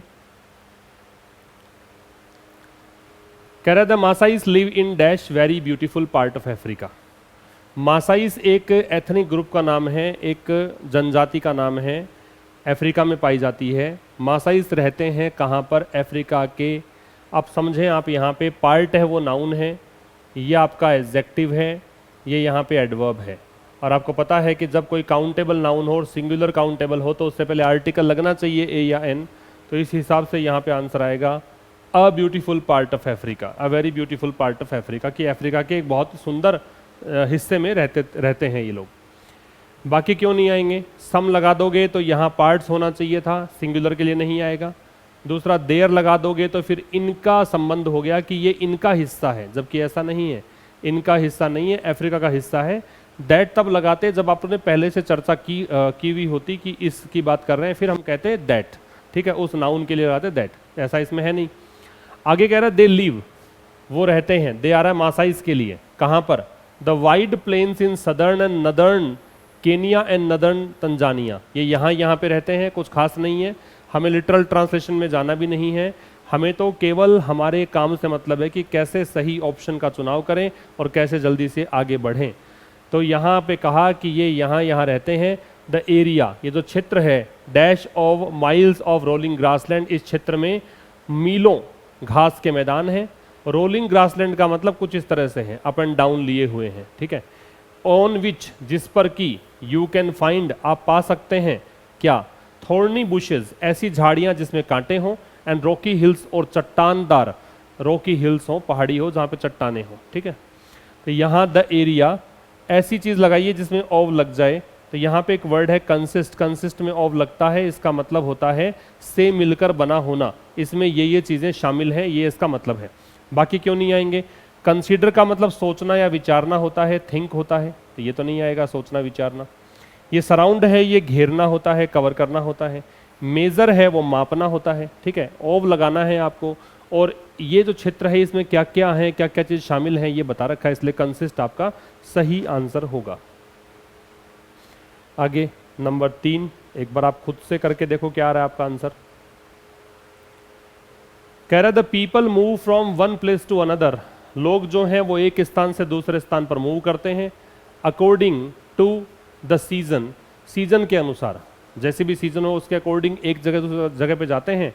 लुकिंग फॉर ग्रासेस, किसकी तलाश में? घास की तलाश में। अनदर प्लांट्स, अन्य पौधों की तलाश में। Dash which their cattle can graze, जिन पर की इनके जो कैटल हैं, उनके जो मवेशी हैं वो चर सकें। ग्रेज का चरना, तो ये जो घास हैं, प्लांट्स हैं, इन पर चरना है। बाई तो लगा नहीं सकते, बाई तो एजेंट के लिए आता है। बाई लगा दोगे तो मतलब ये प्लांट्स और घास जो हैं ये काम करेंगे बाई विच, जिनके द्वारा, है ना, चरना है पशुओं को, बाई नहीं आएगा। विद भी नहीं लगा सकते, विद का मतलब साथ होता है, ठीक है। एट लगाओगे कोई पर्टिकुलर पॉइंट के लिए, यहाँ पे घास के मैदान, प्लांट्स, इन पर क्या निर्भर है, ये भोजन के लिए निर्भर है, और निर्भरता के लिए लगाते हैं क्या? ऑन, तो आपका आंसर आएगा यहाँ पे ऑन। नेक्स्ट देखो नंबर 4 और 5 करके देखिए। They have no permanent home, उनका कोई भी स्थायी आवास नहीं है, कोई परमानेंट घर नहीं है। When they want to settle in a place, जब कभी भी उनको सेटल होना होता है किसी भी स्थान पर, फॉर सम टाइम, कुछ समय के लिए, they build a kind of camp, तो वो क्या करते हैं? एक प्रकार का कैंप वो बनाते हैं। कोल्ड अ मान्यता, उसका नाम मान्यता है। Where a few families live, जहाँ पे कुछ परिवार रहते हैं। फॉर अ डैश वीक्स और मंथ, किसके लिए? कुछ महीनों और कुछ सप्ताह के लिए। तो फॉर अ, ए के बाद क्या लगाओगे? वीक्स काउंटेबल नाउन है, तो लिटिल तो हटा दो। लीस्ट है, वो डिग्री सुपरलेटिव होती है लिटिल की, लिटिल होती है पॉजिटिव, लेस होती है कंपैरेटिव, लीस्ट होती है सुपरलेटिव, तो ये कट जाएगा, कम से कम होता है। सिग्निफिकेंट का मतलब होता है इंपॉर्टेंट, तो अगर आप यहाँ कर दोगे फॉर अ सिग्निफिकेंट वीक्स, ये प्लूरल कैसे आया ये बताना है, एक के साथ तो प्लूरल आएगा नहीं, इसलिए आएगा फ्यू, तो कुछ सप्ताह या मंथ्स के लिए रहते हैं, ठीक है। कैसे कैसे हुआ सब बता दिया मैंने। Then they move on again, फिर वो वापस से मूव करना शुरू कर देते हैं, वहां चले जाते हैं। Taking their few dash with them, और अपने कुछ अपने साथ ले जाते हैं। अनबर्निंग द ओल्ड माने टू द ग्राउंड, और जो कैंप आप बनाया हुआ होता है उसको जला देते हैं, ये इनकी एक कस्टम है, इनकी परंपरा है। तो क्या ले जाते हैं अपने साथ? अपने साथ बिलोंगिंग्स, जो भी उनका सामान है वो। एंटिक्स का मतलब होता है प्राचीन वस्तुएं और मूल्यवान वस्तुएं, ठीक है, प्राचीन चीजें और मूल्यवान चीजें। इनहिबिशन होता है वो रुकावट होती है, ऑब्स्ट्रैक्शन होता है। इनहिबिशन का मतलब क्या होता है? ऑब्स्ट्रैक्शन, रुकावट, बाधा। एक्सपीरियंस जो होता है वो अनुभव होता है, ठीक है। तो अपने अनुभव अपने साथ ले जाते हैं ऐसा है नहीं, रुकावटें ले जाते हैं ऐसा है नहीं। एंटिक्स है इसकी जगह, तो फिर ये सही है, इसमें एंटिक्स भी हो सकते हैं, और एंटिक्स की हमने कोई खास चर्चा तो की नहीं है, इसलिए आप करोगे बिलोंगिंग्स। तो अपना कुछ सामान अपने साथ ले जाते हैं, पुराने जो मान्यता जो इन्होंने कैंप बनाए होते हैं उसको जला देते हैं, ठीक है। ये आपका क्लोज टेस्ट हुआ नंबर 10। अब आइए क्लोज टेस्ट नंबर 11 पर करके देखिए। करके देखिए खुद से, देखो थोड़ा सा इसके अंदर आप वही मैं हमेशा से ही कहता रहा हूँ, और जब मैंने ये शुरू किया है वीडियो उसमें मैंने बताया कि लिटरल ट्रांसलेशन, जब हम कॉम्प्रीहेंशन पर आते हैं तो लिटरल ट्रांसलेशन की तरफ नहीं जाना है, क्योंकि ऐसा करने से आप गलती कर बैठोगे और आपको समझ में भी कम आएगा। तो आप ऑप्शंस को देखकर अप्रोच करें और थोड़ा सा गो थ्रू करने की कोशिश करो, ऊपर ऊपर से अर्थ समझते हुए निकालो। सोक्रेट्स नाम है जो दार्शनिक थे। इज फ्लाइंग, वो उड़ रहे हैं। नो ही इज डैश, उड़ नहीं रहे, क्या कर रहे हैं। अब देखो, अब यहां जैसे फ्लाइंग आया है वैसे ही अब यहां भी इज के बाद में आईएनजी ही आएगा। ये प्रेजेंट कंटिन्यूअस है तो ये भी कंटिन्यूअस है, कंटिन्यूअस है तो क्या बचा? सोरिंग, ठीक है। सोर का मतलब भी ऊंचाई पर राइज करना है ना, ऊंचाई में उड़ना, उसको बोलते हैं सोरिंग। ऊंचाई पर जाना। तो सोक्रेट फ्लाई कर रहे हैं, नहीं नहीं, वो सोर कर रहे हैं, ठीक है। रिडंडेंट जो होता है वो होता है नॉट नेसेसरी, जो आवश्यक नहीं हो, जो फालतू हो, जो मोर देन रिक्वायर्ड हो, जितना आवश्यक है उससे ज़्यादा हो, उसको क्या बोलते हैं? रिडंडेंट। स्लगिश जो होता है ये होता है इंडोलेंट, या आप इसे कहोगे लेजी। स्लगिश के ये मतलब है, लेजी कह सकते हो, इंडोलेंट कह सकते हो, और स्लोथ कह सकते हो, है ना, आलसी। पर्टिनेंट होता है वो होता है रेलेवेंट। रेलेवेंट का मतलब प्रासंगिक, किसी चीज से संबंधित, इसको बोलते हैं क्या? रेलेवेंट। तो आप समझो क्या आएगा यहाँ, जैसे इज फ्लाइंग है, जैसे मैं कहूँ वह गा नहीं रहा, डांस कर रहा है, he is not singing, he is dancing. तो वैसा ही है कि यहाँ कंटिन्यूअस तो आगे भी कंटिन्यूअस, और बाकी तो मीनिंग बैठेंगे बेनिफिट, तो सोरिंग आ जाएगा, ठीक है। आगे कह रहा है द विंग्स बिहाइंड हिम, अब उनके पीछे लगे हैं विंग्स। अभी थोड़ी कल्पना करो आप कि कोई व्यक्ति है, उनके पीछे विंग्स लगे हैं, पंख लगे हैं, आपने पौराणिक कथाओं में पढ़ा होगा, पौराणिक कथा के आधार पर ही दे रखा है ये। उनके पीछे जो विंग्स लगे हैं, पंख लगे हैं, बीट इन ए कामिंग रिदम, जब जब फड़फड़ाते हैं पंख, बीट का मतलब यहाँ पीटना नहीं है, जब पंख फड़फड़ाते हैं तो उनमें एक कामिंग रिदम, एक शांत करने वाली, एक सूदिंग, एक राहत देने वाली रिदम सी पैदा होती है। रिदम मतलब ताल, सुर पैदा होता है। Dash the cool air rushes past, ये कब होता है? जब ठंडी हवा वहां से गुजरती है ना, जब ठंडी हवा गुजरती है तो उनके पंख ऐसे इस प्रकार से चलेंगे, और जब वो टकराएंगे तो एक अच्छा सा साउंड आएगा, ये कह रहा है। तो कब की बात है? जब कूल एयर रशेज पास्ट, तो जब के लिए यहाँ वाइल आ जाएगा। अनलेस का मतलब होता है इफ नॉट। मच है वो डिटर्मिनर है, इसके बाद नाउन चाहिए। सिंस है वो चूंकि का मीनिंग दे सकता है, क्योंकि दे सकता है, या टाइम के पहले लगता है, प्रेपोजिशन हो सकता है, कंजंक्शन हो सकता है। कंजंक्शन होगा तो क्योंकि का मीनिंग देगा, और प्रेपोजिशन होगा तो ये टाइम के पहले लगेगा। पॉइंट ऑफ टाइम, निश्चित समय के लिए लगता है, तो ऐसा तो कुछ नहीं है इसके अंदर, इसलिए आप क्या कर दोगे? वाइल। तो जब उनके विंग्स जो हैं वो मतलब फड़फड़ाते हैं, जब कामिंग रिदम पैदा करते हैं, जब कूल एयर वहाँ से बहती है। फिर कह रहा है his wings are all that matter, उनके जो विंग्स हैं, ये सबसे इंपॉर्टेंट बात है। Dash at the rushing wind like the sails of some great sea vessel, जैसे कि आप देखो समुद्र के अंदर जो सी वेसल होती हैं, जहाज होती हैं, नाव होती हैं, जब वो तैरती हैं, ठीक है, तो उससे जो हवा गुजरती है वैसे ही उनके पंख जो हैं, डैश क्या आ जाएगा? जैसे एट द रशिंग विंड, तो उनके विंग्स जब हवा बहुत तेज गति से बहती है, ठीक है, और हवा तेज गति से बहती है, और जब नाव या जहाज चलती है वैसी जो आवाज़ होती है, वैसे उनके पंखों से आवाज़ आती है।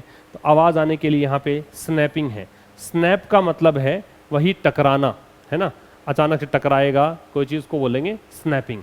बाकी तो ऑप्शन देखो, लूजिंग तो खो देना है, क्लीनिंग साफ करना है, लिमिटिंग का रोक देना है।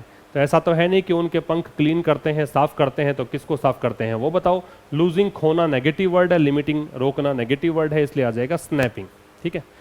फिर कह रहा है द फेदरी अपेंडिजिज। अपेंडिजिज जो होता है ये एक प्रकार से बॉडी पार्ट, बॉडी ऑर्गन मानो। तो जो पंखदार उनका शरीर है, ऑल ही इज, जैसे कि वो हैं, and he will ever want to be, जैसा कि बनना चाहते हैं। ये पौराणिक कथा है, इसमें लिटरल मीनिंग से मैंने कहा कि समझ ही नहीं पाओगे तुम। पहले का तो आंसर तुमने बड़े आसानी से निकाल लिया, क्योंकि वहां पे इज फ्लाइंग था तो आगे कंटिन्यूअस ही लगना चाहिए, तो इज सोरिंग कर दिया। दूसरे का आंसर जब की बात है तो जब समय के लिए वाइल लग सकते हो, और कोई ऑप्शन नहीं है। तीसरा है तो जब हवा बहती है, हवा चलती है, तो उस समय पंख क्या होंगे? स्नैप ही कर सकते हैं, बाकी तो कोई ऑप्शन नहीं है। इतना समझ के चलो बस, केवल आप आगे देखो। हिज बैक मसल्स, उसकी जो मांसपेशियां हैं, जो व्यक्ति है सोक्रेट, उसकी जो मांसपेशियां हैं, बैक मसल है, वो फ्लेक्स होती है। फ्लेक्स जैसे आप जब एक्सरसाइज करते हो तो मूव करते हो बॉडी पार्ट्स को, या बेंड करते हो, है ना, उसको फ्लेक्स बोलते हैं। तो उनकी जो बैक मसल्स है वो फ्लेक्स होती है with the dash that takes him high above the ground, ठीक है। किस चीज़ के साथ? उनकी बैक मसल्स यूँ, मतलब जैसे हम कोई वजन उठाते हैं या इस प्रकार से स्ट्रेच करते हैं तो बैक मसल्स जो हैं वो स्ट्रेच होती हैं। और किसके साथ? उस चीज़ के साथ जो कि उनको ग्राउंड से ऊपर ले जाती है। तो क्या करते हैं वो? लिटिगेशन का मतलब तो होता है केस या लॉ सूट, मतलब मुकदमा। तो मुकदमे की तो बात ही नहीं कर रहे हम, ये तो काट दो। अफेक्शन का स्नेह होता है, लव होता है, अटैचमेंट होता है, इसकी हम बात नहीं कर रहे। मैनिपुलेशन चालाकी होती है, मतलब इसमें कोई व्यक्ति ट्रिक्स का यूज करके अपने फायदे के लिए कोई चीज़ों का इस्तेमाल करे, उसको बोलते हैं मैनिपुलेशन। एफर्ट आ जाएगा, जो प्रयास वो लगाते हैं ऐसे ऐसे करके पंखों से उड़ने की कोशिश करते हैं तो वो सीधा सीधा ज़मीन से ऊपर जाते हैं, तो ये एफर्ट आ जाएगा, है ना। अब देखो यहाँ भी एफर्ट आ रहा है, ही फील्स द एफर्ट, उनको ये एफर्ट है वो फील होता है ना, एफर्ट की बात ही है। Of course bird sweeping into the sky, निश्चित रूप से उनको भी ये एफर्ट फील होता है, लेकिन आकाश के अंदर से गुजरना does not require much of one, उसमें इस चीज़ की आवश्यकता नहीं पड़ती है। द डैश इज प्लेजरेबल, ये जो चीज़ है वो प्लेजरेबल है, खुशी देने वाली है। इवन एक्जिलरेटिंग, एक्जिलरेटिंग का मतलब होता है किसी को चीयर करना, किसी को प्रफुल्लित करना, है ना। एक तो प्लेजर करने वाली है, मतलब एक सुखनुमा एहसास देने वाली है, एक खुशी देने वाली है, रोमांचकारी है। तो क्या चीज़, ये क्या चीज़ है? इंडिग्नेशन होता है एंगर, क्रोध, गुस्सा। लेमिनेशन होता है किसी मटेरियल का प्लास्टिक चढ़ाना होता है, लेमिनेट करके लाते हो आप लोग कई डॉक्यूमेंट्स वगैरह, उस पर क्या करते हैं, प्लास्टिक चढ़ाते हैं, है ना, लेमिनेशन वो होता है। परवर्सन का मतलब करप्शन है, मार्ग से विचलन है, जिस पथ पर आप जा रहे हो उससे विचलन हो, खास करके अच्छे से बुरे की ओर जो कन्वर्जन होता है, अच्छाई से बुराई की ओर कन्वर्जन उसको बोलते हैं। तो आपको ऑप्शन से काटो, ये नेगेटिव हो गया, ये नेगेटिव हो गया, इससे कोई लेना देना है नहीं, तो सेंसेशन करो। उस समय जो सेंसेशन है, सेंसेशन का मतलब जो भी आपको एक प्रकार की अनुभूति होती है, जिस प्रकार की अनुभूति है वो काफ़ी प्लेजरेबल है, एक्सिलरेटिंग है। आगे हमें पढ़ने की ज़रूरत नहीं, हमारे आंसर्स आ चुके हैं। तो आप देखें, चाहे आपने क्लोज टेस्ट डिफिकल्ट लैंग्वेज में देखा हो, लेकिन ऑप्शंस ऐसे दिए हुए हैं जिससे आप बाकी के 3 ऑप्शन में से किसी भी ऑप्शन की तरफ जा ही नहीं सकते, ऐसे भी क्लोज टेस्ट हो सकता है। ठीक, सोल्व करेंगे क्लोज टेस्ट नंबर 12। एक बार खुद से कोशिश करिए।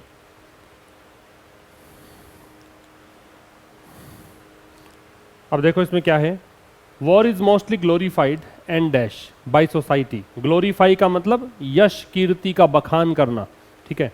ग्लोरीफाई का मतलब है किसी की यश कीर्ति का गुणगान करना। तो जैसे यहाँ पे एंड जो दे रखा है ना, एंड का एक सिस्टम होता है कि एंड अपने बाएं और दाएं दोनों चीज़ें सेम लेता है। तो पहली बात, यहाँ पॉजिटिव आ रहा है तो यहाँ भी पॉजिटिव आएगा। तो देखो सीमेंट जो होता है वो होता है बॉन्ड या कंबाइन, या इसे कहोगे तुम ग्लू, चिपकाना, ठीक है, जोड़ना, अटैच करना। शार्पेन है वो शार्प करना, धार तेज करना। सेक्रीफाइस का मतलब बलिदान देना। यूलोजाइज का मतलब है प्रशंसा करना, प्रेज करना। तो वॉर को सेक्रीफाइस तो तुम कर नहीं सकते, वॉर को सीमेंट भी नहीं कर सकते, वॉर को शार्पेन भी नहीं कर सकते, तो वॉर को क्या कर सकते हो, यूलोजाइज कर सकते हो। तो वॉर को मोस्टली ग्लोरीफाई किया जाता है और यूलोजाइज किया जाता है सोसाइटी के द्वारा। समाज जो है ना युद्ध की बढ़ा चढ़ा कर बातें करता है, समाज है वो युद्ध के बारे में गुणगान करता है, ये मतलब है। द रियल पिक्चर, ये तो है समाज जो सोचता है युद्ध के बारे में वो। अब जो वास्तविक तस्वीर होती है युद्ध की, इज एज हॉरिफिक, वो उतनी ही डरावनी है। हॉरिफिक का मतलब हॉरिबल, टेरिबल, वो उतनी ही डरावनी है। क्या है ये, हॉरिबल या टेरिबल। एंड डैश, अब फिर देखो एंड आ गया, तो एंड के बाएं दे रखा है हॉरिफिक, नेगेटिव है, आगे भी नेगेटिव आएगा। एज वन कैन इमेजिन, जितना कि कोई व्यक्ति इमेजिन कर सकता है, ठीक है। तो देखो डिवास्टेटिंग, इंस्पायरिंग तो पॉजिटिव है, ये तो होता है प्रेरणादायी। लेंथनिंग का मतलब लंबा है, जिसकी साइज लंबी हो उसको बोलते हैं लेंथनिंग। लेंथन करना मतलब लंबाई बढ़ाना। हार्केन जो है ना वो लिसन होता है, हार्केन का मतलब सुनना, लिसन। तो कोई लेन देन नहीं है इस बात का। तो यहाँ से आपको तो क्या चाहिए, जैसे यहाँ एडजेक्टिव आया है हॉरिफिक, है ना, एज के बीच में डिग्री पॉजिटिव है, वैसे यहाँ भी एडजेक्टिव चाहिएगा। एडजेक्टिव चाहिए तो हार्केन तो सुनना है, लेंथनिंग लेंथन करना है, लंबाई बढ़ाना है। इंस्पायरिंग पॉजिटिव है, आ नहीं सकता क्योंकि नेगेटिव आ गया, तो आएगा डिवास्टेटिंग मतलब विनाशकारी, छत विछत करने वाला। तो कह रहा है द रियल पिक्चर है वॉरफेयर के, जो युद्ध की वास्तविक तस्वीर है वो उतनी ही डरावनी और उतनी ही डिवास्टेटिंग है जितना कि कोई व्यक्ति इमेजिन कर सकता है, ठीक है, ये मतलब हुआ इसका। आगे देखो, आगे कह रहा है ओफन, अक्सर, soldiers who witness death like experiences, soldiers जो सैनिक लोग हैं जो कि विटनेस करते हैं डेथ लाइक एक्सपीरियंसेज, मतलब जिनको अनुभव होता है कि उनका अनुभव कैसा रहा कि मृत्यु के बिल्कुल नज़दीक पहुंच गए, मरने ही वाले थे, ऐसा उनको एक्सपीरियंस रहा। सफ़र, अब ये सफ़र जो है सोल्जर्स के लिए है।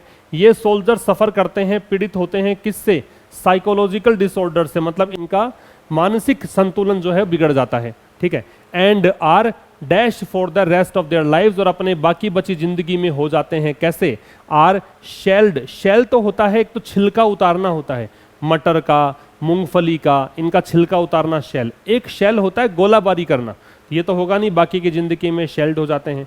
क्रीप का मतलब रेंगना होता है, क्रोल होता है, धीमे धीमे मूव करना होता है, तो ये होगा नहीं। हार्डन का सख्त हो जाता है, और ये होता है सुन्न पड़ जाना, ठीक है। तो कह रहा है कि अक्सर सोल्जर्स जिनको डेथ लाइक एक्सपीरियंसेस विटनेस होते हैं, जिनको अनुभव होता है मृत्यु के जैसा अनुभव, जो मृत्यु के मौत के दरवाजे पर जाकर लौटते हैं, उनको वो सफ़र हो जाते हैं साइकोलॉजिकल डिसऑर्डर्स से, and are numbed for the rest of their lives, और वो सुन्न पड़ जाते हैं। तो इन चार में से तो यही एकमात्र ऑप्शन है जो आप कर सकते हो, बाकी तो ऑप्शन ही इधर उधर के दे रखे हैं, कुछ होगा ही नहीं। क्रीप का मतलब धीमे धीमे रेंग कर चलना, ठीक है, ये होता है। क्रीप किसी व्यक्ति के लिए भी कह सकते हो, जो अनप्लीजेंट टाइप का व्यक्ति होता है उसको क्रीप कहते हैं, लेकिन खैर यहाँ तो ईडी लग रखा, क्रीप्ड तो क्रिया के रूप में ही हम देखेंगे, तो यहाँ पे आएगा नम्ड। अगला देखो नंबर 4 और 5 करके देखिए एक बार। कह रहा है मैनी वॉर पोइम्स, जो भी युद्ध की कविताएं हैं, युद्ध के बारे में जो कविताएं लिखी गई हैं, contrast all the sentimental myths, जितने भी भावनात्मक मिथ हैं, मिथ का मतलब कोई मतलब मिथ है मतलब झूठी चीज़ें हैं, है ना, वो कथाओं में ही अच्छी लगती हैं। मिथ है मतलब मन का वहम है। तो बहुत सारी ऐसी कविताएं हैं युद्ध के विषय में लिखी गई जो कि विरोधाभास है, मतलब उन कविताओं में बिल्कुल उल्टा दिखेगा। जो भी भावनात्मक मिथ जुड़े होते हैं वॉरफेयर के बारे में, उनका बिल्कुल कॉन्ट्रास्ट, जो युद्ध के बारे में भावनात्मक पहलुओं को जोड़कर दिखाया जाता है, उससे बिल्कुल उल्टा वर्णन करती हैं कविताएं। By dash the harsh realities that soldiers face, कैसे करती हैं, जो कटु वास्तविकताएं होती हैं, हार्श रियलिटीज होती हैं, जो वास्तविकताएं हैं और जो कठोर वास्तविकताएं हैं जो कि सोल्जर्स फेस करते हैं, उनको करके, क्या करके, बाई लगा रखा है तो आईएनजी लगेगा, आईएनजी सभी में है, यहाँ पे क्या कर सकते हो, बाई बीइंग द हो सकता है क्या, क्या कविताएं खुद बन जाती है हार्श रियलिटीज, ऐसा है क्या, क्या कविताएं देती हैं हार्श रियलिटीज, क्या ये प्रदान करती हैं कठोर वास्तविकताएं, क्या ये सख्त बना देती हैं, कठोर बना देती हैं, क्या ये पर्दाफाश करती हैं, डिस्क्लोज करती हैं, रिवील करती हैं, उजागर करती हैं। तो ये उजागर करती हैं, रिवील करती हैं, डिस्क्लोज करती हैं, डाइवल्ज करती हैं, ठीक है। तो बहुत सारी युद्ध के विषय में लिखी गई कविताएं हैं जो कि एन सेंटिमेंटल मिथ को झुठलाती हैं, कॉन्ट्रास्ट करती हैं उसका वॉरफेयर के बारे में, कैसे जो सोल्जर्स फेस करते हैं उन कठोर वास्तविकताओं को उजागर करके, उनको बता करके, ठीक है। यहाँ एक्सपोजिंग आएगा। द रियल ट्रॉमा, रियल मतलब वास्तविक, ट्रॉमा का मतलब होता है मानसिक आघात, मेंटल ट्रॉमा होती है मानसिक आघात, है ना। इज सीन, तो वास्तविक मानसिक आघात या मानसिक प्रताड़ना देखी जाती है। पीपल, उन लोगों में, हु आर लेफ्ट टू, जिन लोगों को छोड़ दिया जाता है, किसके लिए, for their loved ones after they are gone, अगर उनका कोई प्रियजन है और युद्ध में उसने प्राण अपने त्याग दिए, है ना, तो उनके पीछे जो लोग हैं वो क्या करते हैं, उनके बारे में मोर्न, शोक मनाते हैं, दुख मनाते हैं, संताप करते हैं। उनका देखो आप, रियल ट्रॉमा वहाँ देखी जाती है, वास्तविक मानसिक प्रताड़ना उनको देख कर लगती है। मेमोराइज का मतलब होता है याद करना, थिंक का मतलब सोचना, रेसिस्ट का मतलब रोकना, लिमिट करना, रेस्ट्रिक्ट करना। तो यहाँ जो लोग पीछे रह जाते हैं किसी अपने प्रियजन के देहांत के बाद में, तो उनको क्या करना पड़ता है, मोर्न करना पड़ता है, लेमेंट करना पड़ता है, ये इसका मतलब है। आगे आइए 13।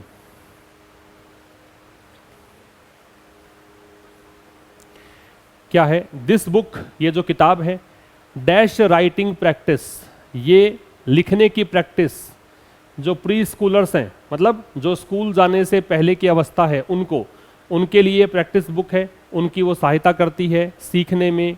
किस लिए, क्या सीखना है, लिखना सीखना है, और लिखना क्या सीखना है, इंग्लिश अल्फ़ाबेट का ये। अब ये तो हो नहीं सकता कि ये बुक प्रोवाइड कर रही है, अब बुक तो कोई कंटिन्यूअस काम कैसे करेगी, बुक तो प्रोग्रेसिव काम कैसे करेगी कि ये कर रही है, छोड़ दीजिए। बुक सिंगुलर है तो प्रोवाइड भी नहीं आएगा, एस जुड़ेगा नहीं, क्या ये पास्ट दे रखा है, जबकि आगे देखोगे तो कहीं पर भी पास्ट है नहीं, ये भी काट दीजिए, प्रोवाइड्स आ जाएगा। तो ये जो किताब है ये प्रोवाइड करती है राइटिंग प्रैक्टिस, लिखने की प्रैक्टिस करवाती है उन बच्चों को जो स्कूल जाने से पहले की अवस्था के होते हैं, ताकि वो सीख सकें, क्या सीख सकें, लिखना। और क्या लिखना सीखना है, अंग्रेजी अल्फ़ाबेट, इंग्लिश अल्फ़ाबेट का क्या चीज़, अल्फ़ाबेट में क्या होते हैं, लेटर होते हैं, तो लेटर्स, लेटर, एक लेटर तो सीखना नहीं है कि ए सीख लिया या बी सीख लिया या सी सीख लिया, 26 लेटर्स हैं वो सीखने हैं, लेटर्स आएगा। अल्फ़ाबेट में वर्ड्स नहीं होते, अल्फ़ाबेट में फ्रेजेस नहीं होती, फ्रेजेस होती हैं ग्रुप ऑफ वर्ड्स, और वर्ड होता है ग्रुप ऑफ लेटर्स, ठीक है, तो यहाँ पे अल्फ़ाबेट का क्या सीखोगे, लेटर्स। आगे है डायरेक्शनल एरोज, वहाँ पे कुछ ऐसे एरो भी लगे हुए रहते हैं ऐसे करके। तो ये जो एरोज हैं, dash with the letters and numbers, जो कि ये एरो, इस एरो के बारे में है कि ये एरो जो कि दिए गए हैं किसके साथ में, लेटर्स और नंबर्स के साथ। तो इन एरोज की विशेषता बताने वाला शब्द यहाँ पे एडजेक्टिव चाहिए। इस एरोज के बारे में है, ये जो निर्देश देने वाले एरो हैं, डायरेक्शनल एरोज हैं, जो कि दिए गए हैं लेटर्स और नंबर्स के साथ में, इसमें अक्षर हैं, इसमें संख्याएं हैं। तो एडजेक्टिव चाहिए। एडजेक्टिव कैसे बनेगा, एडजेक्टिव दो तरीके से बन सकता है, क्रिया में आईएनजी जोड़कर, जिसे हम बोलते हैं प्रेजेंट पार्टिसिपल, और क्रिया में थर्ड फॉर्म जोड़ के, जिसे हम बोलते हैं क्या, पास्ट पार्टिसिपल। ये दो चीजें हो सकती हैं, या तो हो सकता है प्रेजेंट पार्टिसिपल या फिर हो सकता है क्या, पास्ट पार्टिसिपल। तो यहाँ पे कौन सा पार्टिसिपल आएगा भाई, आईएनजी तो तब लगाओ जब कोई काम कंटिन्यूअस हो, तो यहाँ पे आएगा थर्ड फॉर्म वाला गिवन, कंटिन्यूअस तो है नहीं। तो डायरेक्शनल एरो जो दिए गए हैं वर्ड्स और लेटर्स और नंबर्स के साथ, वो बच्चों को गाइड करते हैं। कौन गाइड करते हैं, एरोज, किसमें, लिखने में, है ना। डैश एंड कॉपिंग, एंड के बाद में क्या है, कॉपिंग। तो याद रखो कि यहाँ भी आईएनजी आएगा, दोनों तरफ सेम चीजें आएंगी। तो आईएनजी फॉर्म कहाँ है, ये आ गया आंसर। ट्रेसिंग, ट्रेस का मतलब क्या होता है, पता लगाना। तो एक तो अक्षरों का और लेटर्स का पता लगाना, अक्षरों का और नंबर्स का पता लगाना, संख्याओं का अक्षर पता लगाना, और उनको कॉपी करना, उनको पता करके उसको कॉपी करना, नकल करके लिखना। एक्टिविटीज जो हैं ये एनकरेज करती हैं, प्रोत्साहित करती हैं बच्चों को कि वो पढ़ सके और लिख सके अक्षरों को और संख्याओं को, डैश टू काउंट, और साथ साथ में क्या कर सकें, लिखेगा तो किसको, लिखेगा तो लेटर्स को, और काउंट किसको करेगा, नंबर्स को। तो यहाँ पे ये भी कर सके और ये भी कर सके, तो साथ साथ में और के लिए क्या आएगा, एज वेल एज, साथ साथ, है ना। बट है वो लेकिन है, फोर है वो पर्पस के लिए आता है, उद्देश्य बताता है। यट है वो एडवर्सेटिव कंजंक्शन है, विरोधाभासी चीज़ों के लिए आता है। यद्यपि हो, फिर भी लगाना हो बीच में, तब लगता है यट, लेकिन फिर भी इस अर्थ में यट लगता है। आपका आंसर आ जाएगा एज वेल एज। तो ये था क्लोज टेस्ट नंबर 13।